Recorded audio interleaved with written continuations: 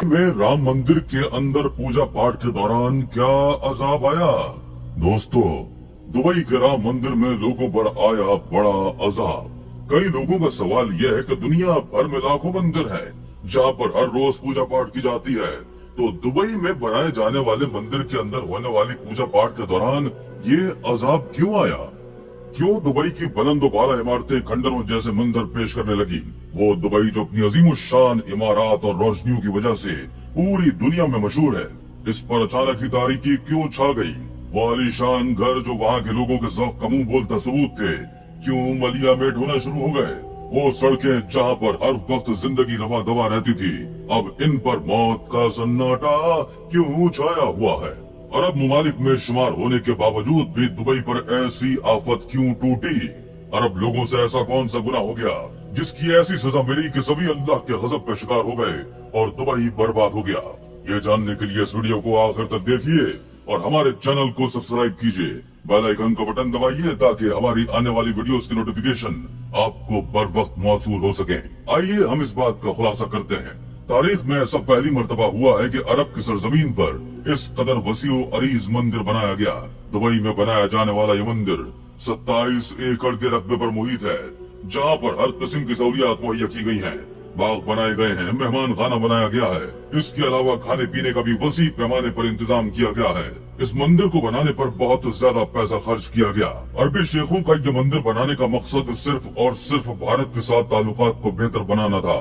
भारत के साथ अपने ताल्लुकात को बेहतर बनाने के लिए इन्होंने अपना मुसलमान होना तक भुला दिया और अरब सरजमीन पर पहले एक मंदिर को तामीर किया गया और फिर इसके बाद एयरपोर्ट पर जाकर खुद अरबी शेख हिंदू पंडितों को खुश आमदीद कहते हुए मंदिर के अंदर ले गए। सिर्फ इसी पर ही बस नहीं किया, हिंदू पंडित जब भजन गाने लगे और पूजा का वक्त आया तो हिंदू पंडितों ने वहाँ बैठे हुए मुसलमान अरबी शेखों को भी पूजा में शामिल होने की दावत दे दी और बजाय इस बात के कि मुसलमान पूजा में शामिल होने से इनकार कर देते, वो खुद उठकर हिंदू पंडितों के साथ पूजा में शामिल हो गए, उनके साथ आरती उतारने लगे और भजन गाने लगे। अरबी शेख हिंदुओं की आरती में इस तरह से शामिल थे जैसे खुद भी वो सालों से आरती करते आ रहे हो और इनका अपना मजहब भी हिंदू मत ही हो। अगर कोई बिना सबूत की ये बात करता तो पूरी दुनिया के मुसलमान इस बात पर यकीन नहीं करते, मगर पूजा के दौरान वायरल होने वाली वीडियो ने अरबी शेखों का असली चेहरा पूरी दुनिया के मुसलमानों के सामने बेनकाब कर दिया और सबको पता चल गया कि कौन नाम का मुसलमान है और कौन दिल से अल्लाह ताला की वहदानियत का इकरार किए हुए है। अरबी लोगों के नजदीक इनके अकायद की कितनी अहमियत है, सब कुछ दुनिया के सामने वाज़ेह हो चुका है। अरबी शेख इत्मीनान और सुकून के साथ हिंदुओं की पूजा में शामिल थे। इनके चेहरों पर किसी भी किस्म की शर्मिंदगी या हिचकिचाहट के कोई आसार नहीं थे, मगर अल्लाह ताला के गजब को वो किस तरह से आवाज दे रहे थे इसके बारे में इन्हें कुछ खबर नहीं थी, और अगर खबर थी भी तब भी ऐसे अनजान बने हुए थे जैसे ये कोई मामूली बात हो। जिस दिन राम मंदिर का इफ्तिताह किया गया वो दिन बेहद चमकदार और रोशन था, मगर अचानक आसमान पर बादलों ने हर तरफ अंधेरा कर दिया। दिन में भी रात का गुमा होने लगा और फिर अचानक ही बिजली चमकी और मूसलाधार बारिश हो गई। बारिश के साथ साथ हर तरफ आंधी और तूफान के तेज झक्कड़ चलने लगे, हर तरफ सैलाब का सा गुमा होने लगा। मंदिर में मौजूद हिंदू पंडित और मुसलमान मौसम के हालात देखने लगे, मगर मौसम की तब्दीली एक कुदरती अमल है, ये किसी भी लम्हे में तब्दील हो सकता है, इसलिए किसी ने भी इस पर ध्यान न दिया। जब अचानक आसमान पर बिजली चमकी और फिर वो बिजली पूरी आबोताब से रोशन होते हुए मंदिर की छत पर गिरी और फिर ये सिलसिला रुका नहीं, 3 से 4 मरतबा ये बिजली मंदिर की छत पर गिरी। तूफान और तेज बारिश की वजह से मंदिर के सुतून गिरने लगे। अंदर बैठे हुए नफूस वहीं फंस चुके थे, न ही वो बाहर जा सकते थे और न ही राम मंदिर के अंदर आ सकते थे। देखते ही देखते राम मंदिर मलबे का ढेर बनने लगा। मलबे का ढेर बनता भी कैसे ना, यहाँ पर अल्लाह की बात वैदानियत का इकरार करने के बाद मुसलमानों ने अल्लाह के साथ किसी गैर अल्लाह को शरीक किया था। यह शायद अल्लाह ताला की तरफ से मुसलमानों को तंबीह की गई थी या फिर अल्लाह की तरफ से अज़ाब नाजिल किया गया था। राम मंदिर में नस्ब की गई मूर्ति जो बेहद कीमती थी और बेशकीमत जेवरात से लदी हुई थी, जमीन पर गिर गई और बारिश के पानी में बहने लगी, मगर किसी को भी इस बात का होश नहीं था कि वो जाकर मूर्ति को पकड़े। सबको अपनी अपनी जान के इस तरह से लाले पड़े हुए थे कि दूसरी किसी बात की तरफ उनका ध्यान ही नहीं था।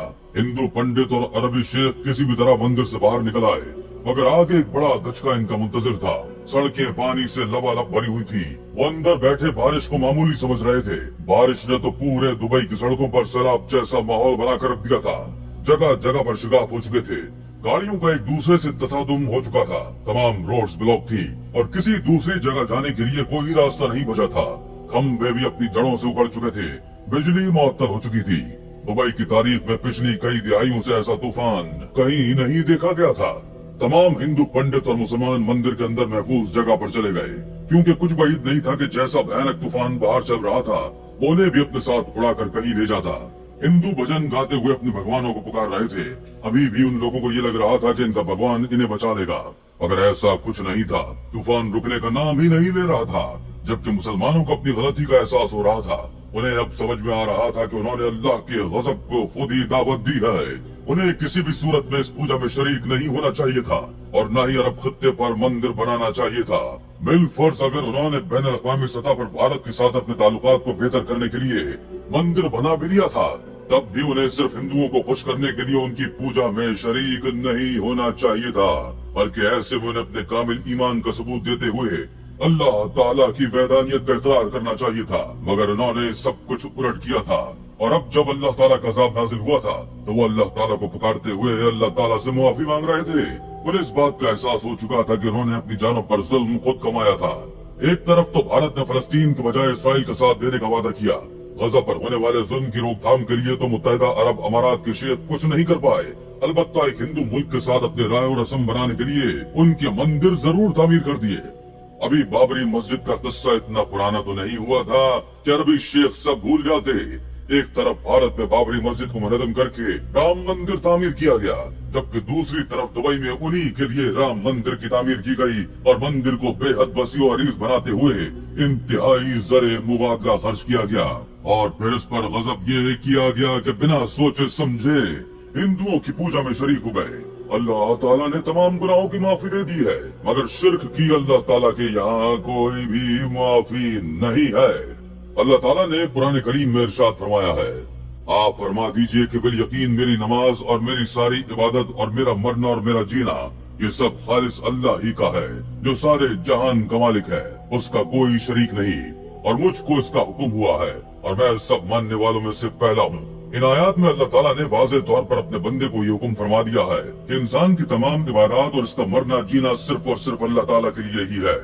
अल्लाह ताला के अलावा ना ही तो किसी की इबादत की जाती है और ना ही अपना मरना जीना किसी गैर अल्लाह के साथ मंसूब किया जा सकता है। अल्लाह ताला ही वाहदहू ला शरीक है, जिसका कोई शरीक नहीं है। इंसान को सिर्फ अल्लाह ताला की रजा और खुशनुदी हासिल करने पर ध्यान देना चाहिए। दूसरी जगह इरशाद है, ऐ ईमान वालो, रुकू सजदा करते रहो और अपने परवरदिगार की इबादत में लगे रहो और नेक काम करते रहो ताकि तुम कामयाब हो जाओ। बेशक अल्लाह माफ नहीं कर सकता कि इसके साथ शिर्क किया जाए, इसके सिवा वो जिसको चाहे माफ कर सकता है। अल्लाह ताला ने बतला दिया है कि वो ये नहीं माफ कर सकता कि इसके साथ शिर्क किया जाए, यानी वो ऐसे बंदे को नहीं माफ कर सकता जो हालत शिर्क में इससे मिले, और वो शिर्क के सिवा अपने जिन बंदों के दूसरे गुनाहों को चाहे माफ कर सकता है। इस आयत में हमें वाज़े तौर पर पता चलता है कि गुनाह कबीरा है जिसकी दुनिया और आखिरत दोनों में कोई माफी नहीं है। बंदा अगर सच्चे दिल से अल्लाह ताला की वहदानियत का इकरार कर लेता है तो बेशक अल्लाह ताला माफ फरमाने वाला है। इस आयत की तशरीह हज़रत जाबिर रज़ी अल्लाह ताला अन्हु की रिवायत से तो होती है। रसूल अल्लाह सल्लल्लाहु अलैहि वसल्लम ने फरमाया, जिसने अल्लाह से मुलाकात की उसने उसके साथ किसी को शरीक नहीं ठहराया, जन्नत में दाखिल होगा, और जिसने उससे मुलाकात की वो उसके साथ किसी को शरीक ठहराता रहा, जहन्नम में दाखिल होगा। और इन आयात में वाज़े तौर पर अल्लाह ताला के साथ शरीक ठहराने वाले को जहन्नम की वईद सुना दी गई है। जरूरत इस अमर की है कि हम अपने ईमान का जायजा लें, अपना मुहासबा करें और देखें कि हमारे अंदर ईमान किस हद तक कामिल है, और अल्लाह ताला के सिवा हमारी सबसे ज्यादा मोहब्बत का हकदार तो कोई और नहीं है। और अगर ऐसा है तो हमें अपने आप को बदलने की अशद जरूरत है, वरना वो दिन दूर नहीं है जब हशर का मैदान लग जाएगा और इंसान के जिस्म के अपने आज़ा खुद इंसान के खिलाफ गवाही देना शुरू हो जाएंगे। उस दिन माएं अपने दूध पीते बच्चों को भूल जाएंगी और सबको सिर्फ और सिर्फ अपनी पड़ी होगी। हम अल्लाह ताला के हुजूर कौन समूह लेकर हाजिर होंगे। अपना मुहासबा कीजिए और देखिए कहीं हमारा शुमार उन लोगों में तो नहीं है जिन्हें अल्लाह ताला ने हशर के दिन अपने दीदार से महरूम हो जाने वालों की फहरिस्त में लिख दिया है, और जिनके लिए जहन्नम में भड़कती हुई आग और खौलता हुआ पानी है। अल्लाह ताला दुनिया भर के मुसलमानों को ईमान कामिल अता फरमाए और उनके सगीरा व कबीरा गुनाह माफ फरमाए। آمین یا رب العالمین.